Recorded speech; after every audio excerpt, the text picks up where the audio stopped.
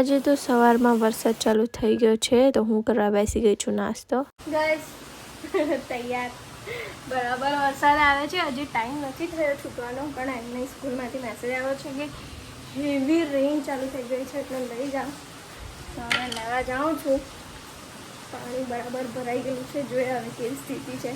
તો ગાઈસ બહાર ગઈ તો બરાબર પાણી ભરાયું છે એટલે મેં પાછી ઘરે આવી કેમ કે રૂહીને લેવા એના ડેડી જઈ રહ્યા છે અને ત્યાંથી પણ એમણે મને વિડીયો મોકલ્યો કે રૂહીની સ્કૂલ પાસે તો હજી વધારે બહુ જ વધારે પાણી છે. કમર સુધીનું પાણી છે અને આ વરસાદ છે કે બંધ થવાનું નામ જ નહીં લેતો. અહીંયા પણ એટલું પાણી ભરાઈ ગયું છે ને ઘૂંટણ સુધીનું અને હું રૂહીની વેઇટ કરી રહી છું અને ફાઇનલી આપણા રૂહી મેડમ સહી સલામત ઘરે આવી ગયા છે. ફાઇનલી ગાઈસ રૂહી આવી ગઈ છે. જબરજસ્ત પાણી છે તો એના પપ્પા ઉચકીને લાવ્યા છે. ચાલો ત્યારે વ્લોગ અહીંયા જ એન્ડ કરું છું.